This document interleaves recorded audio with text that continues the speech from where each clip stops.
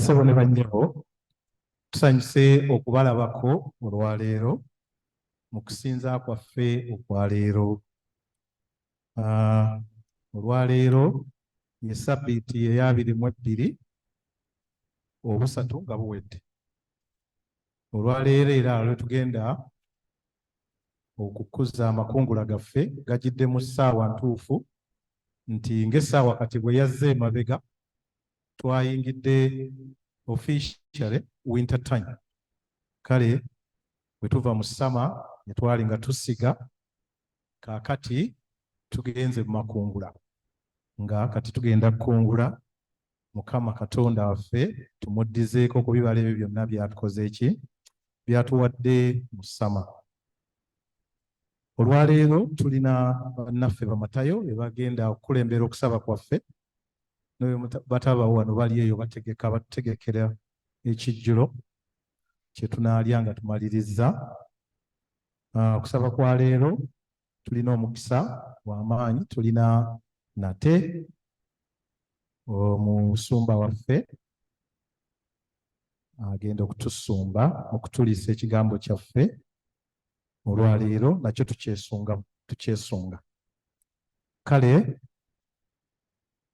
kambasabe twewombeekemu katono, tukoowole Omutonzi awulirize okwegayirira kwaffe okwaleero n'okusinza kwaffe. Mukama Katonda nanye nkusaasira, tukwebaza okutuyisa mu wiiki eyo ewedde, tukwebaza olw'emirimu gyonna gy'otukozesezza, tukwebaza n'olw'okututambuza obulungi okututuusa wano olwaleero.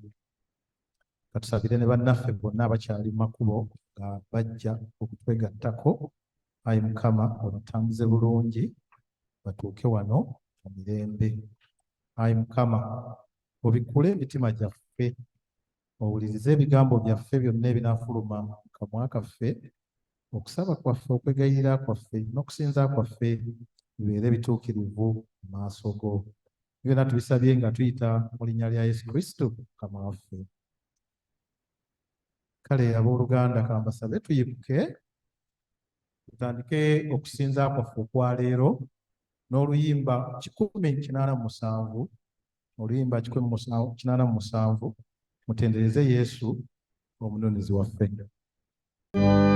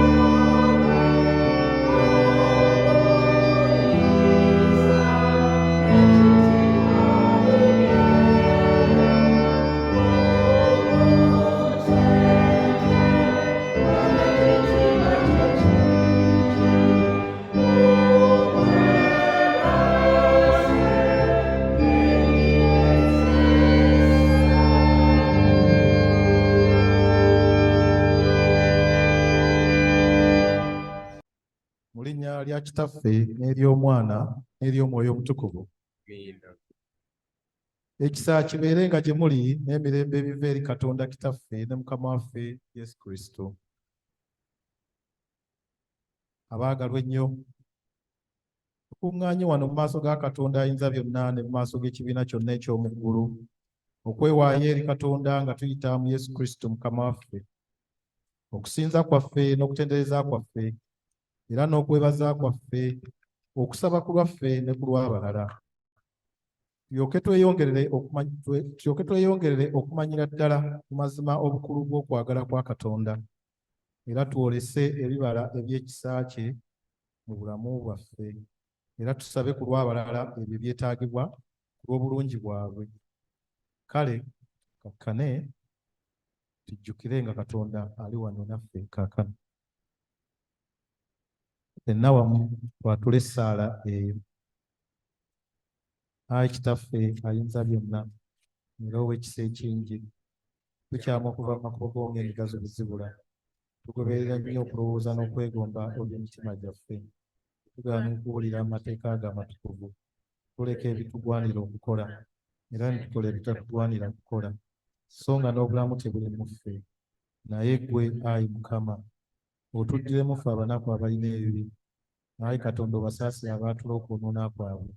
Mubazze aboneredde nga bwe wasuubiza abantu bonna. Bwa Yesu Kristo Mukama waffe. Ayi Kitaffe ow'ekisa ekingi, era otubeere ku bwoyo, okutwanula leero n'okwegendereza, nga tukutya ggwe era nga tukola eby'obutuukirivu. Erinnya ly'ettukuvu litenderezebwe. Amiina. Mukama Ayinzabyonna, era ow'ekisa ekingi, otusaasire, otusonyiwe ebibi byaffe, otuwe ebbanga okulongoosa mulamu bwaffe, era otuwe ekisa n'essanyu ery'Omwoyo Omutuukirivu. Amiina. Ffenna ssaala ya Mukama waffe. Kitaffe ali mu ggulu, erinnya lyo litukuzibwe, obwakabaka bwo bujje, byagala bikolebwe mu nsi nga bikolebwa mu ggulu. Otuweerere emmere yaffe eya leero, otusonyiwe okwonoona kwaffe nga ffe bwe tusonyiwa abatuvuuna. Totutwala mu kukomebwa, naye otulokole mu bubi, kubanga obwakabaka n'obuyinza n'ekitiibwa bibyo emirembe n'emirembe. Amiina. Ayi Mukama, atwasame emmeya gyaffe. Ayi Mukama, yanguwa okutulokola. Ekitiibwa kibe eri Kitaffe n'eri Omwana n'eri Omwoyo Omutukuvu.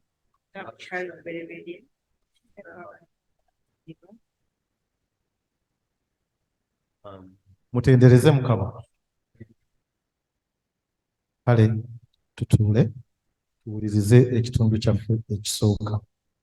Oluganda, Mukama yeebazibwe. Mukama mulungi ekiseera kyonna, era ziraza. Ekitundu kyaffe ekisooka kiva mu kitabo ky'Obubuulizi, Ettebula 11 olunyiriri olusooka paka ku lw'ekkumi, era nga kigamba ki? Suulanga emmere yo ku mazzi, kubanga oligiraba ennaku nnyingi nga ziyiseewo. Owenga 7 omugabo, weewaawo 8, kubanga tomanyi ekibi mwe kiriba ku nsi. Ebire bwe bijjula enkuba ne biyiika ku nsi, n'omuti bwe gugwa okwolekera obukiika obwa ddyo oba obwa kkono, mu kifo omuti mwe gugwa bwe gulibeera. Alabirira embuyaga talisiga, n'oyo atunuulira ebire talikungula. Nga bw'otomanyi ekkubo ery'empewo bwe liri, newankubadde amagumba bwe gakulira mu lubuto lw'oyo ali olubuto.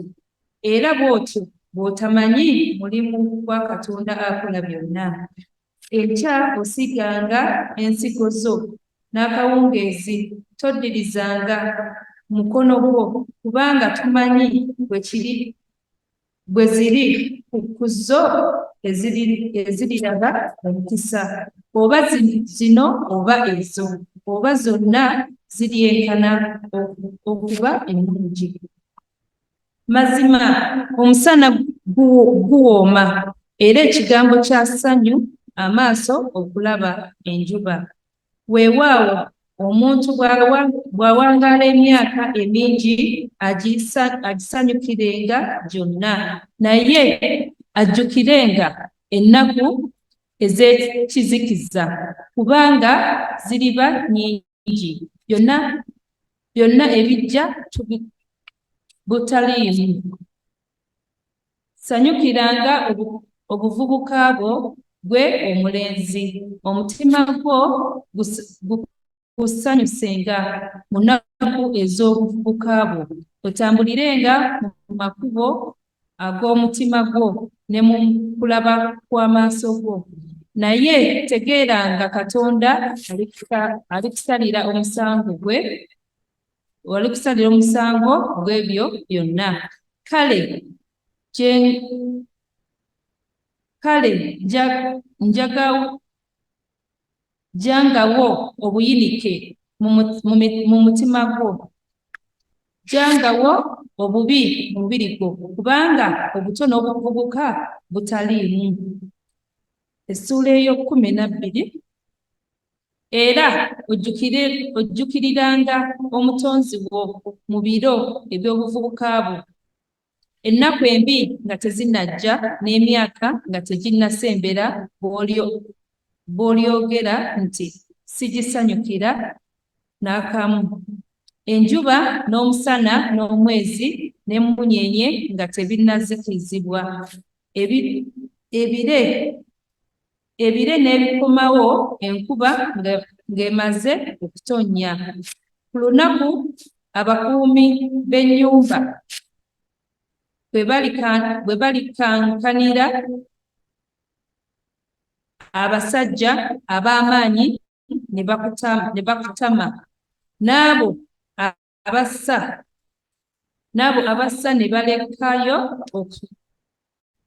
ne balekayo kubanga batono, n'abo abalingiza mu madirisa ne bazikizibwa, enzigi ne ziggalibwawo mu luguudo. Eddoboozi ery'okussa nga likankanye, ne wabaawo ayimuka olw'okukaaba okw'ennyonyi, n'abawala bonna abakuyimba bwe balikankanyizibwa, weewaawo balitya ekyo ekikugulumizibwa, ebitiisa n'ebiba mu kkubo. Omulokozi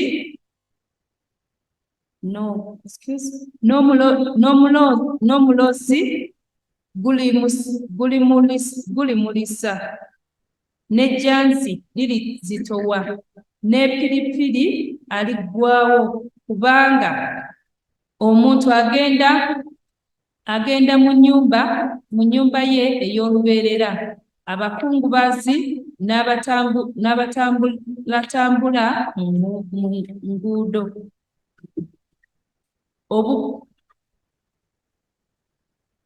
Omuggwa ogwa ffeeza nga tegunnasumulukuka, n'ekibya ekya zaabu nga tekinnamenyeka, n'ensuwa nga tennayatika ku luzzi, ne nnamuziga nga tannayitaka ku kidiba, enfuufu nedda mu ttaka nga bwe yali, omwoyo ne gudda eri Katonda eyagugaba, obutaliimu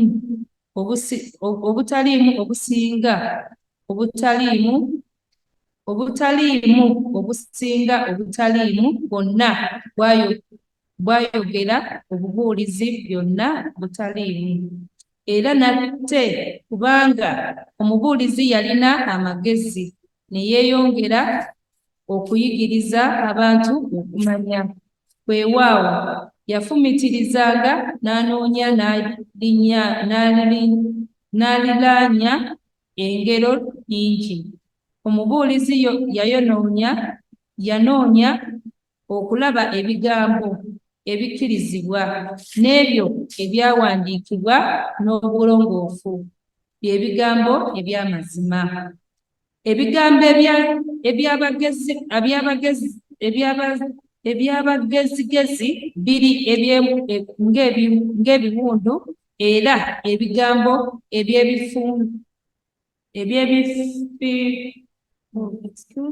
eby'ebifunvu eby'amakuŋŋaaniro biri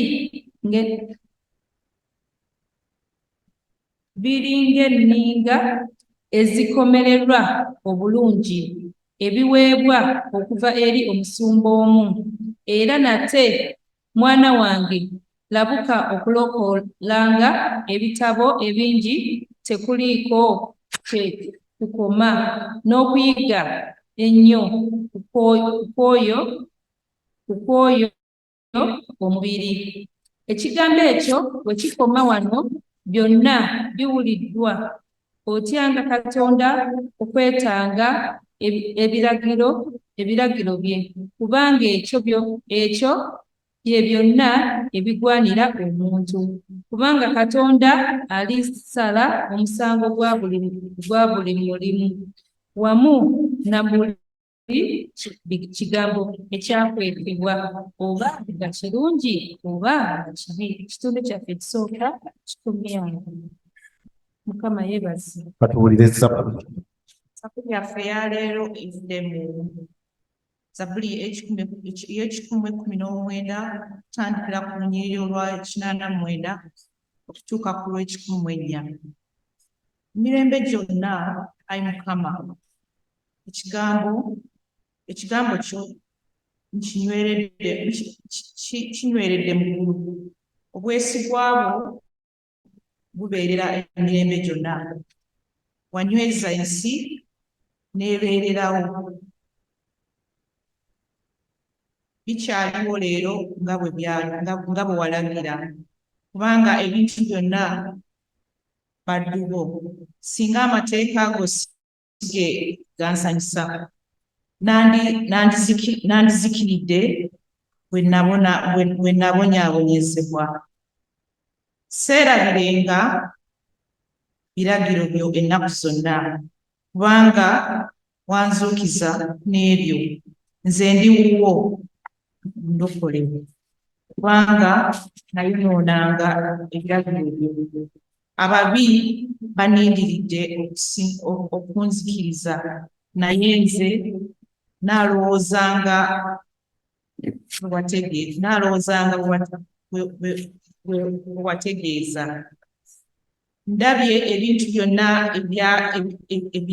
ebyatuukirira gye bikoma, naye ekiragiro kyo kigazi nnyo. Amateeka go ngaagala, ago genfumitiriza okuzibya obudde. Bye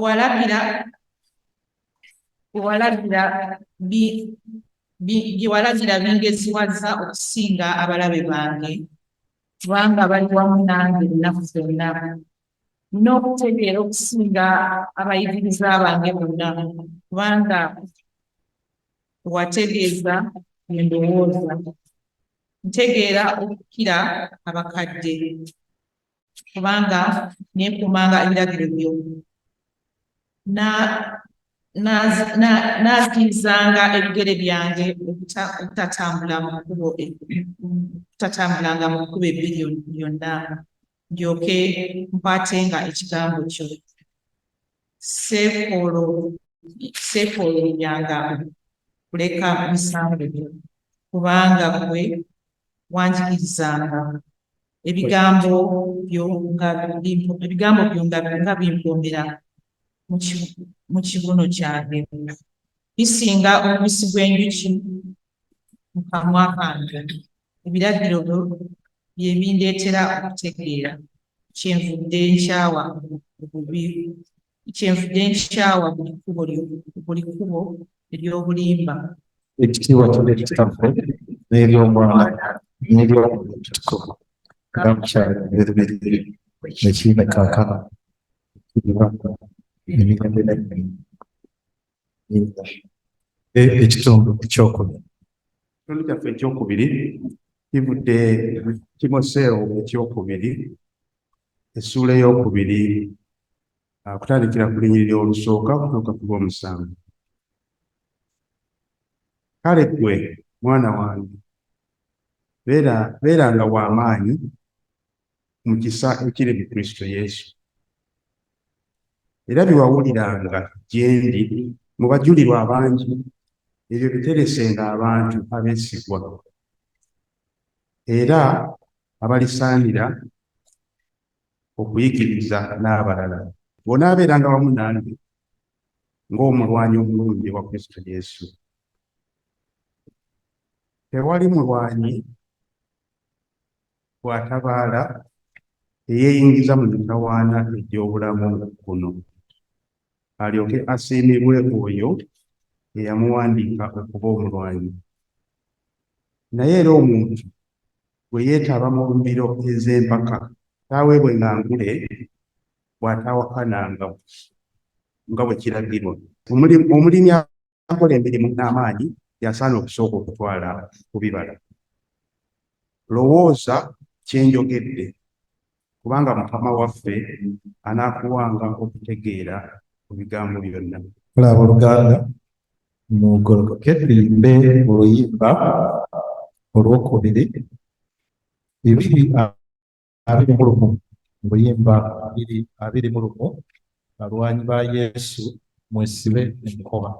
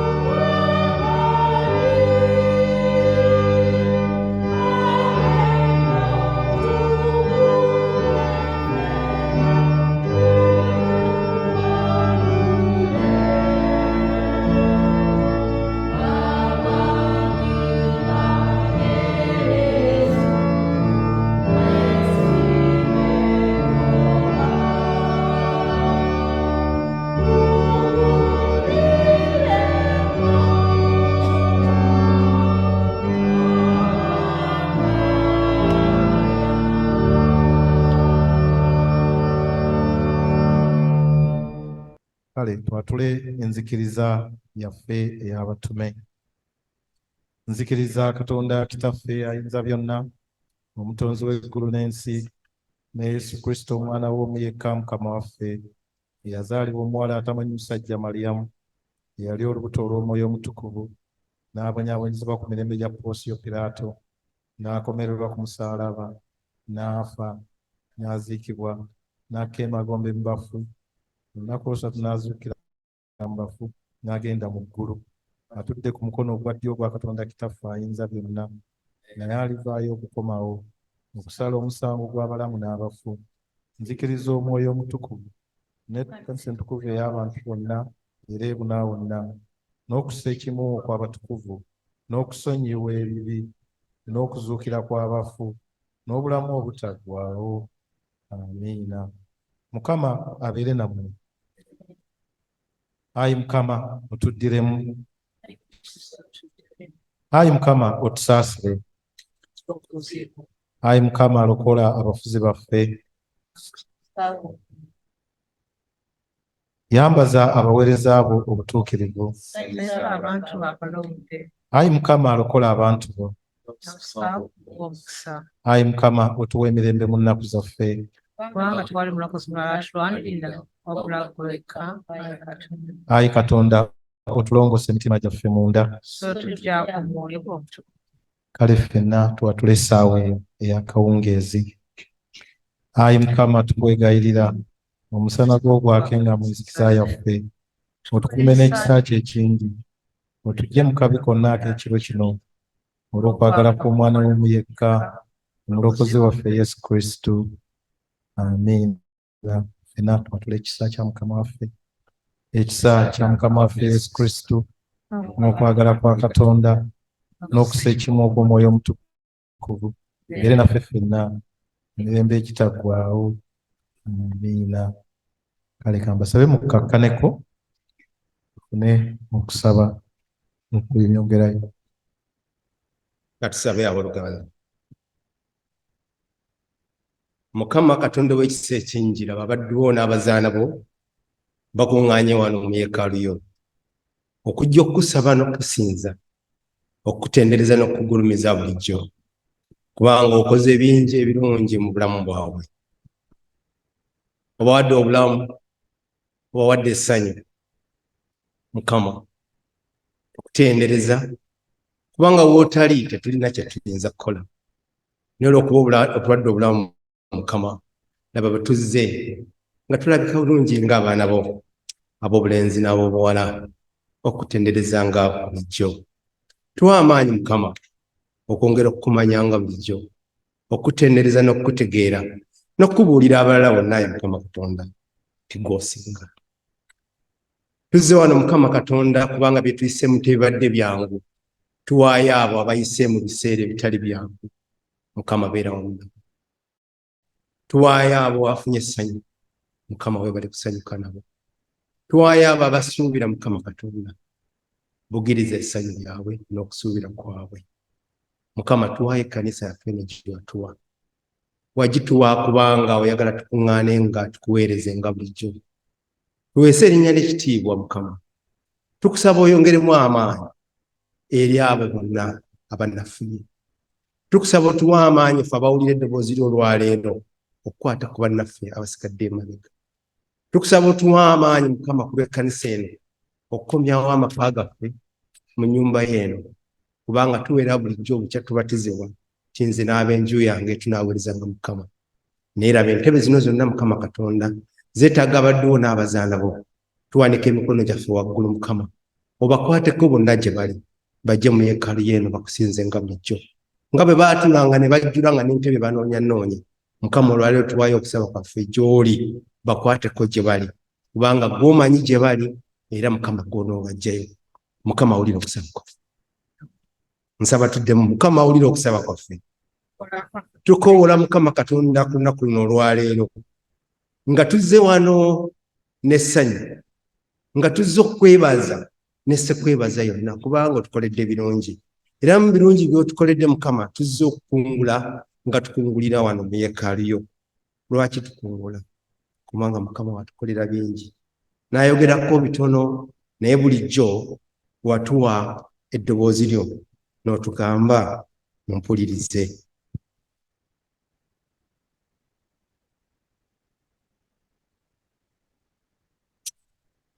Wanzija e Uganda nga sirina kenina naye kati nina. Wanzija e Uganda nga sirina mikwano naye kati nina. Nga sirina mulimu naye kati nina. Ebigambo bino byenjogera nsaba munziremu abooluganda nti olwaleero tuzze okwebaza n'okukungula. Kankiddemu. Olwaleero tuzze okwebaza n'okukungula. Nsaba tuddemu ekigambo ekyo.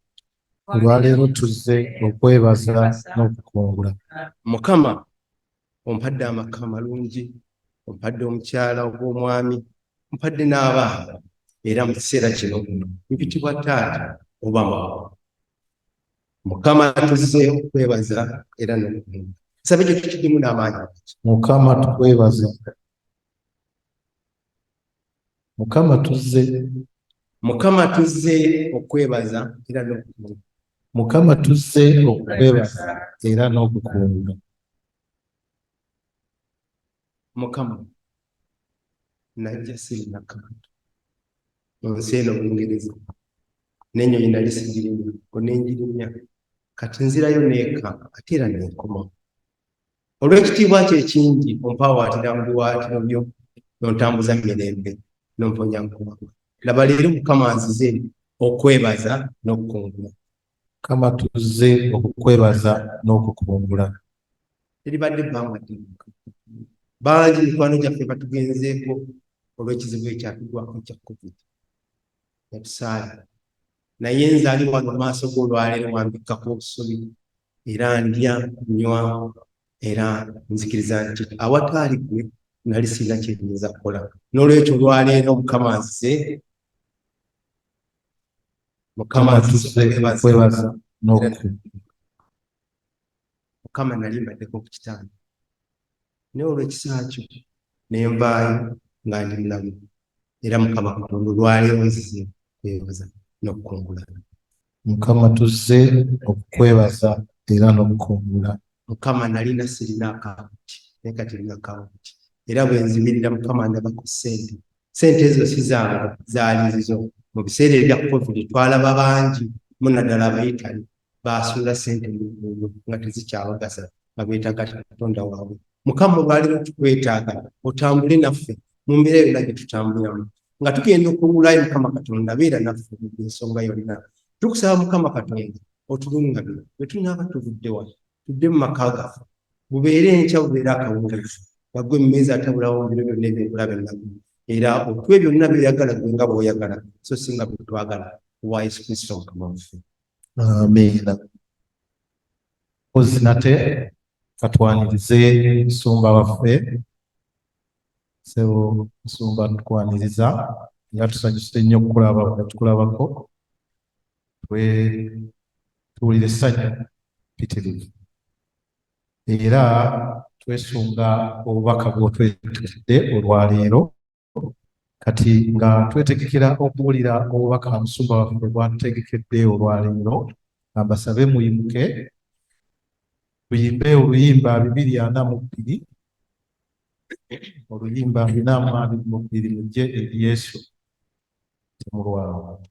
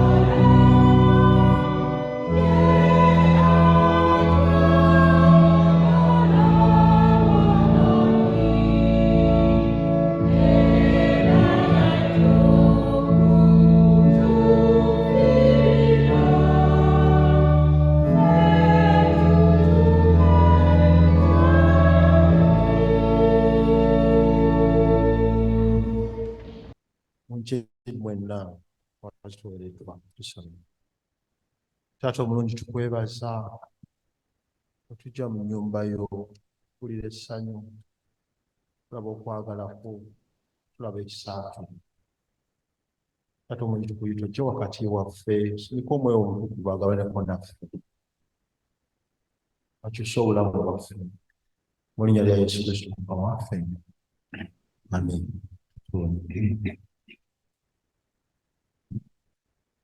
Nange ssebo nebaza olukiiko olufuga ekkanisa eno olw'okumpa omukisa guno nate okujja tukabanako nammwe. Manya gange Alex Mukyaba. Tusa okulamusa eri basumba bannange tumiitinga buli Lwakubiri. Abasumba abo Reverend Enoch Kiyaga ne Reverend Richard Namakula. Twatandikawo Bible study naye twagiteeka ku baana abato kuva ku myaka 18. Tunako abavubuka nga 8 babadde bajja buli Lwakubiri okutandika mu Gwomwenda twatandika naye tulabawo enjawulo.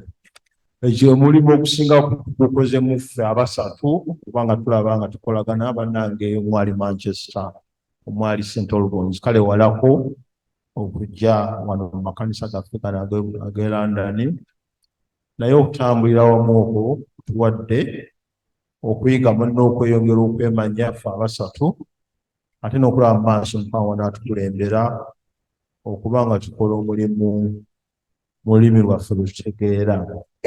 Kale mbasaba ssaawa 1 Olwokubiri abavubuka we basobola okuba nga bazingiramu abavubuka abato bonna obugenda okuddako ejja kuba lwaki tusoma Bayibuli kyetugenda okukozesa.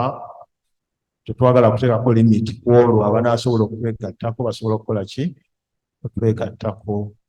Ebisingawo tujja kuba tubategeeza. Tusa okulamusa eri Reverend Mugerwa yabadde mu St Stephen's ate nembeera mu St Mark nate era nja kuba mulaba tumaliriza wano olw'eggulo ne famire naye batumite. Olunaku lwaleero nga wetulidde mu ssaala makungula naye wetutunulira ebitundu ebisomeddwa waliwo ekigambo kyembadde waliwo okusanyuka. Ebayibuli ebadde etulaga obulamu bwe tutambuliramu naye obulamu buno mbadde mbutunuulira. Ffenna tumanyi emigga, simanyi mugga ki gw'oli omanyi obulungi naye nze manyi Nile bulungi. Nagendayo nga tulambula era nga twesunga nnyo genda ejjinja okulambula kubanga tugendagendako ku Kiyira tulabe ki omugga ogwo ogukola ki bwe gutandika. Naye omugga guyina ebitundu bya njawulo we gutandikira. Bwe guba gutandika gusingira kuva ku nnyanja oluusi kuva mu lusozi guba n'amaanyi. Amazzi gaba gatambulira ku sipiidi yaki yayiriyiri era woogwamu oyinza okwesanga oyinza n'obulamu obukola ki obufeerwa. Naye omugga ogwo gutambula ne gugenda mu maaso ne gweyongera nga gutya waliwo ogutuuka ekiseera naddala nga gutuusa awantu awali flat awaterevu obulungi amaanyi gakendeera ne gutandika ogubadde gugenda obutereevu nga gutandika okukola ki amakonda gunoonya amazzi bayita awali ki awagondago. Era ogenda okwesanga ogubadde omutono mufunda gugaziwa kubanga tegukyalina maanyi ago bwe gatandika nago. Era tugenda okulaba okutuuka mu bisaalu kukoma okumalira okujjako egimu egiba gigenda gyeyongerako otunula Nile mu Sudan awo nawo yegattirwako okusobola okugendera ddala e Misiri. n'obulamu bwaffe nabwo bwe butyo. Tandikanga abato tulabirirwa ne tukula ne tubeera n'amaanyi mangi omubuulizi abadde ayogerako mu buvubuka bwo ne tusanyuka ne tukola byonna bye twagala okukola kubanga amawulire naffe amaanyi gatwewale tukawulira gakola ki gawera. N'amaka gaffe tugatandika nago bwe gatyo gabeera n'essanyu gabeera n'ebbugumu. Buli kimu kye twogeraku nga tukola ki nakikola. Naye kagenda gatambula ne gatuwa ku nswete ebintu ebikola ki eba bwe bityo. Kanisa eno yali yatandika twalina ki n'omuntu abadde asoma essaala ntujjula afenda tuli basanyufu nga buli omu asika munne mukono ng'amaanyi tukola ki tugeewulira. Naye wali batambula tutandika okubeera nga tukola ki tukoowa. Naye neebaza gy'omugga wadde wabeerawo amazzi agasaasaana ne gagenda eri, wabeerawo agasigalawo nga gakola ki agatambula. Natwe mu kuweereza tubeerawo abasigalawo nga tukola ki tutambula tuweereza. Obuzibu ne bujja, obufunvu ne biba bingi, naye amazzi ago ne gasobola okugenda mu maaso ng'okuba nti soosi gye gava ekyalimu. Soosi eyo gye gava ye Katonda, ge maanyi g'obulamu bwaffe. Gabulya ey'ekyenda 12 gamba tuyigirize okubala ennaku zaffe, otuwa amagezi okutambula. Nti obulamu obubeera ne Katonda, obulamu obutambula ne Katonda bubeera n'amaanyi. Naye buli amaanyi ago bwegenda gakeewa, tulaba nti wajjawo ebizibu. Ebimu ku bisatu endala olaba obutali mu Katonda kibujjamu: bitterness, obusungu. Obusungu ne bujja kantu katono ne kafuuka ki akanene. Buli omu n'abeera ng'anyingira munne. Embeera tetuuse etiwa wakyali kuseka. Ale mu biseera bino naddala mu mbeera y'amaka bumaanyi kasente bwe keekubamu katono bwe kati obusungu ne bukola ki ne bujja.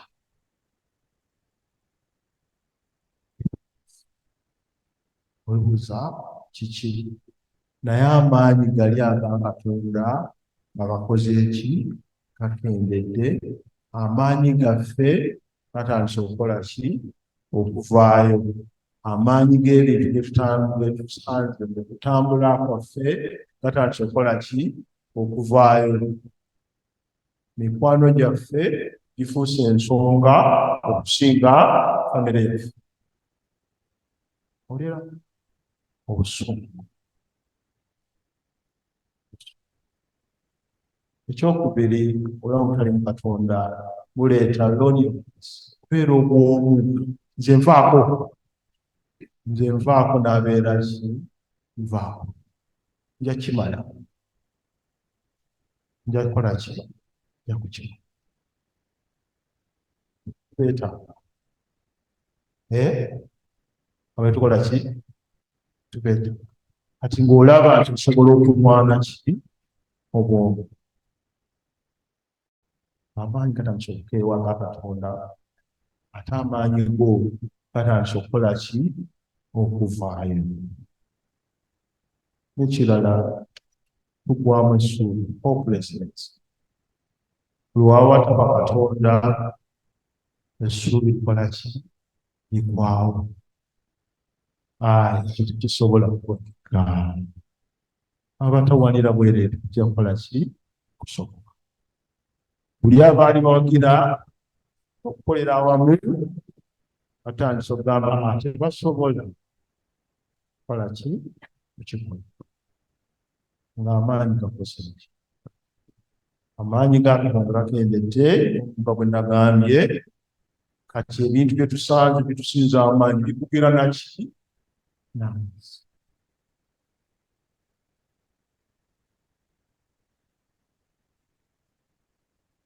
naye obulamu obwetoolodde Katonda life centered around God kubeera butuukiriza ekyo kye weetaaga bukuwa amaanyi nti ne wabeerawo ekizibu osobola okukola ki okiwa nti tutuule tusabe tukole ki tubeere wamu kino kizze tunakivaamu tuki gwe mugga guli ogufuna enkuba kati abaazimba mu mugga ogwo ekkubo lyako ne beesanga nga bonna bakoze eki ng'amaanyi ga Katonda agayisimusa gakyusizza embeera nti bwe twesiga Mukama amaanyi ago gajja nago gajjawo ebyo byonna ebyatuziisizza genda maaso naye ekikulu kumanya nti tulina kutambulira mu maanyi ga Katonda tweyongere okuba nga tulya nga tuyiga nga tusoma ekigambo kya Mukama waffe tweyongere tusabe Omwoyo Omutukuvu atujjukize entalo z'atuwandiite nsoose okubuuza walize emiitingi yaffe ya wiiki ewedde yali ekyala nendaba simayo sirinze nakumalayo naye ntegedde nti amawulire ge baŋŋambye ki malungi nti waliwo ki okukkiriza era abakristaayo abakkiriza mu kigambo kya Mukama kya Katonda abakkiriza okuwenda nga tutambulira mu ki mu kigambo ki naye nga tusaba amaanyi enkuba gye njogeddeko nti weetonnya neeyongeramu amaanyi omugga guno okusobola okukola ki okutambula ekigambo kya Katonda Zabbuli kituwa amagezi agasinga n'ag'abalaki g'abalongoofu amagezi agasinga n'abasomesa abasomesa abatategedde Katonda magezi si kumanya wootulaga kira Bayibuli bw'eri naye ekigambo ekyo nekikozesa okugenda mu ki maaso amaanyi ga Katonda bigasoboze okujjukira tulina okungula tulina okwebaza okujjukira abatutukiza walina kaki ng'ojja yonna tujja abawere nga tulina akantu konna nogenda okulaba ng'okoze eki ng'ebintu biweze alitandika olusumba ngamba era waliwo yatukuzibwa oli yambuuza ennaku ezo balisoma training nobuuza oyina esaatu meka eza za kubwa musumba oba bannanga munaana bameka nti yange ninangasa naye nebuuza engeri gezaawuze nga kikola ki simanyi akatandika ki kyojjuzibwa ebintu bikola ki Mukama alina bwakola ezimu sibalina bwezenda ziguze zonna bazimpadde ki kyenyala okugyayo nti waliwo obeera tumanyi bintu byebivudde naye wesanga okola ki obeera amaanyi ga Katonda abakoze ki abikuwedde kale n'olwekyo tutoleku ebyo byatubadde bikole ki kubanga yalina amaanyi agatamyesa enkuba yalina amaanyi agaleeta omusana yalina amaanyi agakyusa tujjukire ekyo nti maanyi ge okubeera nze kiki. Kale tunakimanya ekyo kijja tubeera okwongera omuweereza n'omutima gumu, okwongera omuweereza nga tulina essanyu, nga twagaliza era nga twagala kugenda mu ki mu maaso. Naye okuwummula kutuuka oba watuuka okuwaayo mu kanisa nga ssente biiru ziyitidde, netwerayikira biiru kifo ky'okwerayikira Mukama ki. Sigamba tekwetika overdraft ogiteekemu, naye tubeere n'essuubi, tubeere n'okwagala, tubeere n'omutima gumu. Bwe tuwaayo Mukama ajja kukwata mu nsonga zaffe. Obuwulirizi tujjukira tutwala okuba nga ojjukira bwe tukinogamba mpozzi lunaku okujjira Katonda nti sinasasula bills. Omwaka omwezi gutandika tumuwe yandire mugambo obuzibu bwaffe akole ki abumanye, wana abumanya akolere wamu ffe atambule naffe okulaba nga tutuusa mu maaso. Nti buli kintu kusalawo kwaffe kubeere nga kulimu endowooza ya Katonda. Approach your decisions with positive perspective. Buli ky'okola kiteekemu ki Katonda. Onokiteekamu Katonda, n'okugabako kiteekemu Katonda, n'emirimu gyo kiteekemu ki Katonda. Buli ky'okola kinoolosheemu Katonda, Katonda naye ajja kukola omulimu gwe asobola okukola ki okutuukiriza ekyo kyakuteekedde.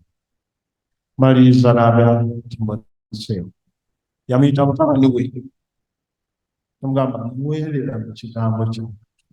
Timoseewo ekyokubiri essula 2:7 ti nywerera ku kigambo kya Katonda. Nina essanyu maama wo abantu b'oliraanye bali mu kigambo ekyo, nange nina obukakafu era obugumu nti naawe oteerere mu kiki mu kigambo tokivangako, nti bw'onookkiriza mu Katonda n'omuweereza mu Yesu Kristo ajja kuwa n'otambulira mu maanyi nga Kristo, tojja kubeera wokka. Totambula n'amaanyi go wekka nga Timoseewo, totambula n'amaanyi go wekka gwe atudde wano olwaleero, tambula n'amaanyi ga Katonda. Nogamba receive and utilize Christ's power. Ndifuna amaanyi, kozesa amaanyi ga Kristo. Kyonna ky'okwatako kozesa ki? Mu maka gaffe Kristo abeere omutwe, emirimu gyaffe Kristo abeere ki? Omutwe, enkolagana yaffe Kristo akole ki? Abeere omutwe. Mu kanisa bwe tuba tusalawo Kristo abeere omutwe. Bwe tunasalawo nga Kristo, obuzibu tugenda kukola ki? Kukolebwawo. Bwe ndaba Kristo mu ggwe, naawe n'olaba Kristo mu nze, Katonda abeera wakati waffe. Naye bw'onoolaba naawe n'olaba Peter, n'alaba James, n'olaba gundi, nanti entalo kikola ki?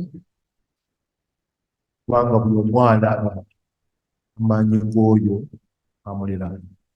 Naye tulabe Kristo buli muntu, Kristo oyo tunaamulaba yatusobozesa okutuwa okusaala. Naye tukamire tusabe nywere ku maviivi okulaba tugenda mu maaso. Tuweeyo n'okwagala, tuweeyo n'okwagala ebiseera byaffe, obudde bwaffe, tukungule, tuyite bannaffe, tweyongereko okulaba tugenda mu maaso tutambuza omulimu gwa Katonda.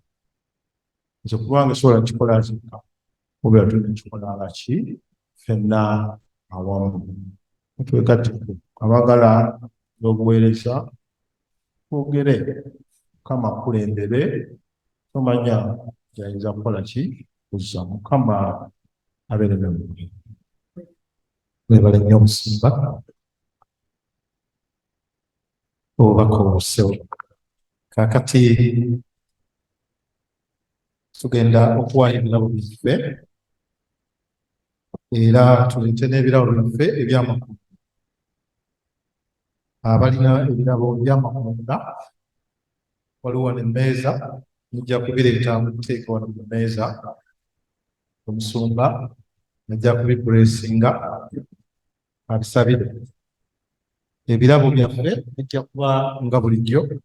Abaagala kugeza Mukama nga kukozesa akawunti eyo waggulu, oba abawaayo obweyamo mufune amapaasa gammwe awo amabega.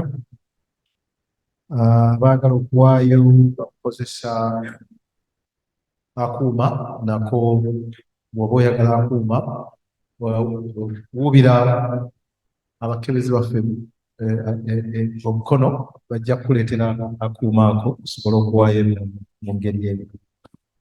Kale nga bwe tuleeta amakungula gaffe era nga bwe tuwaayo n'ebirabo byaffe okubizza leero ewa Mukama Katonda waffe, tuyimbe oluyimba 326.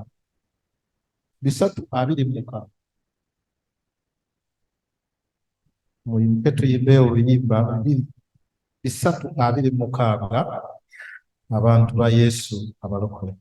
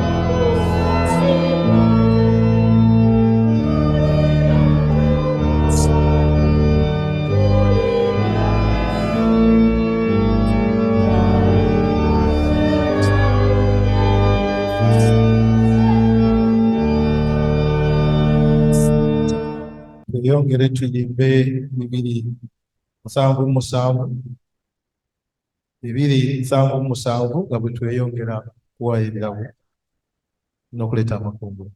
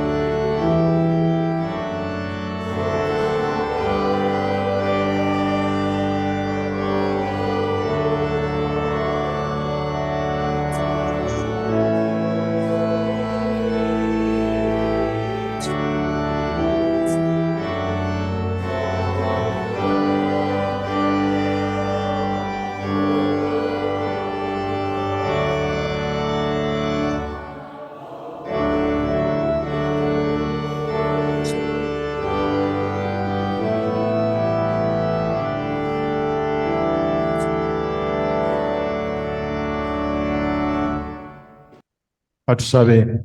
Ate nsaba osobola okufuna Zabbuli 10 oba ogiteekeko. Muleetere Mukama eddoboozi ery'essanyu. Mmwe ensi zonna muweereze Mukama n'essanyu. Mujje mu maaso ge n'okuyimba. Mumanye nga Katonda, Mukama ye Katonda oyo eyatutonda, naffe tuli babe, tuli bantu be era endiga ez'omu ddundiro lye. Muyingire mu miryango gye n'okwebaza, ne mu mpya ze n'okutendeesa. Mwebaze mukuze erinnya lye, kubanga Mukama mulungi, okusaasira kwe kwa lubeerera, n'obwesigwa bwe bwa mirembe na mirembe. Ekitiibwa kibe kitaffe n'eri Omwana n'eri Omwoyo Omutukuvu, nga bwe kirabirira kaakano ekiriba emirembe n'emirembe. Amen. Taata omulungi, tujja mu maaso go, kusooka byonna nga tukwebaza olw'abaddu bo n'abazaana bo basobodde okuleeta amakungula gano. Tukwebaza olw'obulamu bwabwe, tukwebaza olw'amaanyi g'obawadde Mukama, tukwebaza olw'amaka gaabwe, olw'emirimu gyabwe, ebintu byonna bibatuusaako emikono gyo. Taata omulungi, tukwebaza nti basobodde okuwaayo ebintu bino bisobole okubeera mu nnyumba yo era bisobole okutambuza omulimu gwo. Tusaba Mukama obiwe omukisa era obawe omukisa nabo, ekyo banaakwatangako Mukama kibeere nga kigenda mu maaso, balabe okwagala kwo, balabe essanyu lyo, balabe okutegeera kwa Mukama, batambule n'omwoyo omutuukirivu. Nate muffe abatasobodde kungula nga bandyagadde Mukama, nabo tubateeka mu mikono gyo obasobozese.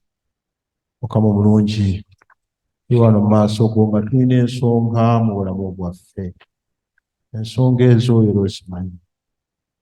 Kiyinza okuba nsonga z'amaka, kiyinza okuba ensonga ezo za mirimu, kiyinza okuba ensonga ezo za kutambula mu bulamu bw'ensi eno Mukama, nga waliwo okusiba omugwa wali na wali Mukama.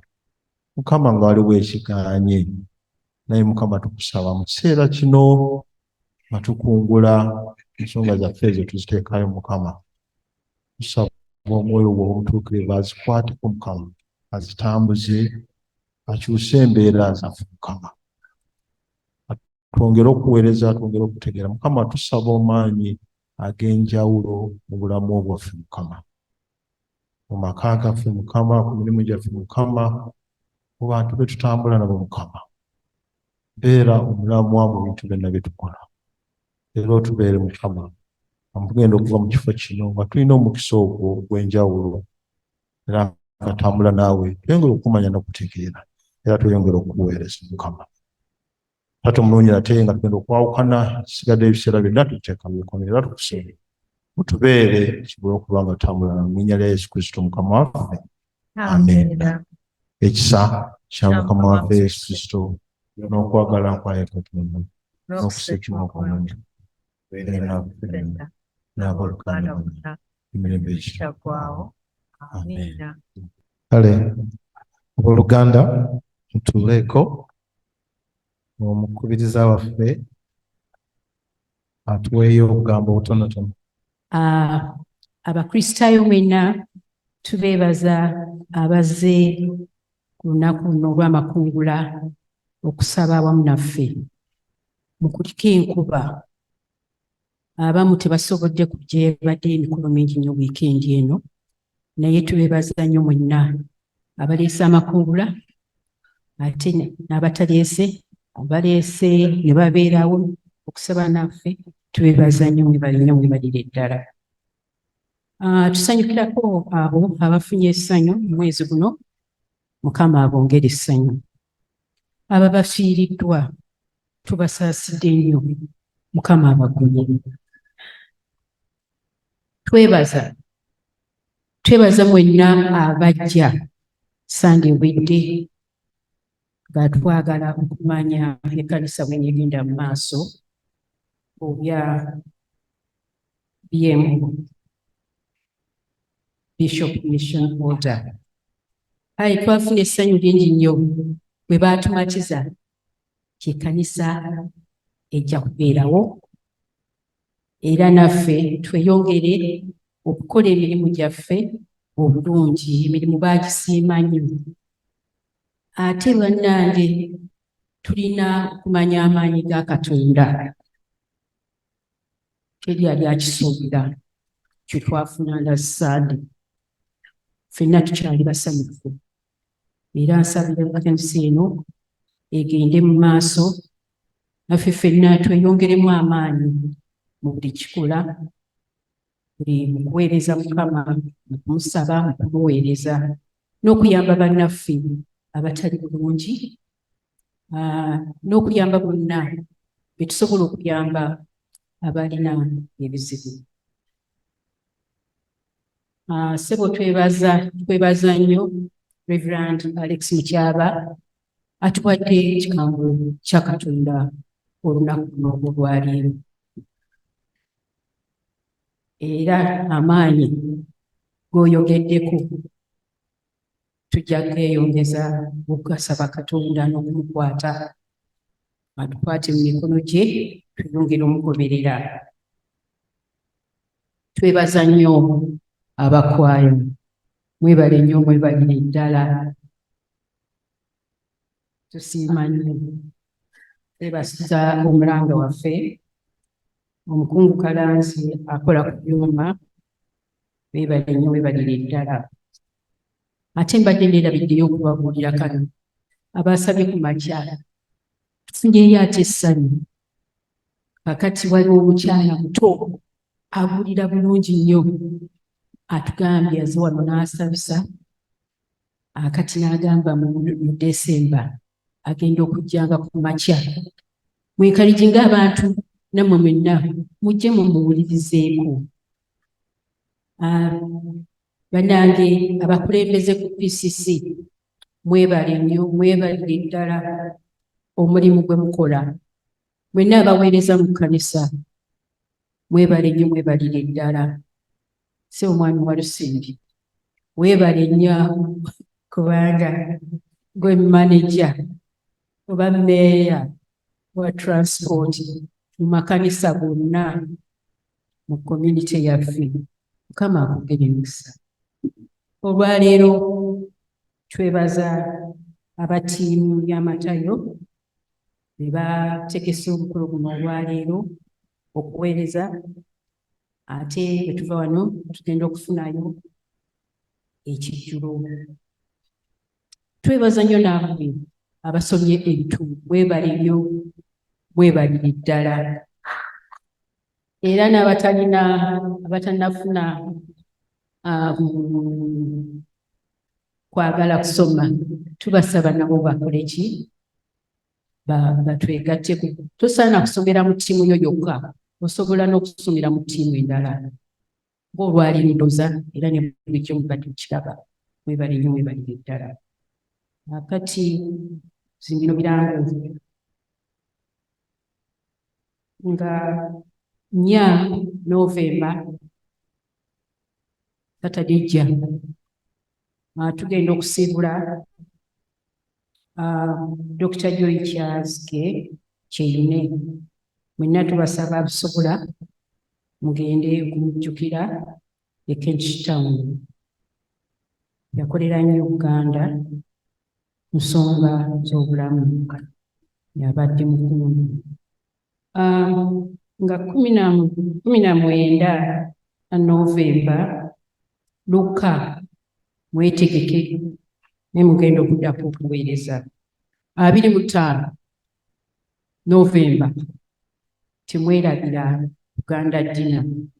Abatannasasula enkya bwe munaakoma okusasula £5. Bwe munaaba musasudde leeti mugenda kusasula £6. Mufube okulaba nti £10 ezo muziseebinga, musasule £5. Mwebale nnyo. Ate nga 17 tujja kubeera ne Christmas dinner Buli ttiimu esabibwa kuleeta pawundi 3. Tumanyi ebiseera bizibu naye ebintu birinnye nnyo. Kale mutandikireewo. Twebaza bannange ab'Amako bo baasasudde edde zaabwe. Kakati ebirabo oba okuwaayo Septemba mu mwezi ogwayita obweyamo bwali pawundi 25. Ebirabo pawundi 18 ne pence 47.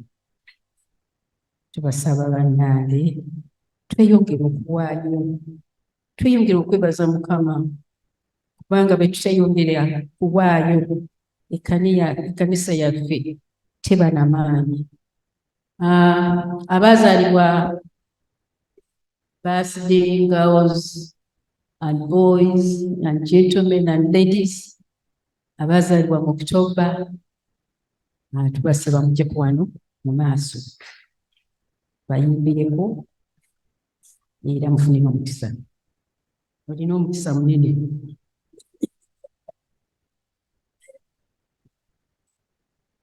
Last Sunday yali birthday. Kakati olwali era agenda kugirya bwongo. Ekyo si kitiibwa kya Mukama, kiyitirivu. Bagenda kuyimbira bwongo. Mukama akwongere emikisa. Era weeyongere okuweereza mu kwaya, abantu beeyongere okwegattako.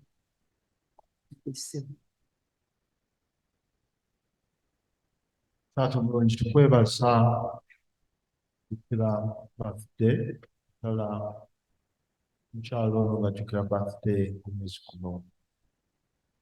Kwebaza olw'obulamu bw'omuwadde era kusaba Mukama omwongere omukisa mu bintu bye byakola mu bulamu bwe. Mukama ayongere okuweereza n'okutegeera Mukama, afune essanyu mu maka ge, emirimu gye. Mukama banajjukiranga Mukama bye bakoza birthday, yongera okujjukira kaasi ebintu bino era tuyongere okusanyuka. N'abo bonna abatavuddeeyo bwe baazaalibwa omwezi guno tubateeka mu mikono gye era tusaba Mukama bawe omukisa mu byonna. Mu linnya lya Yesu Kristo Mukama waffe, amen.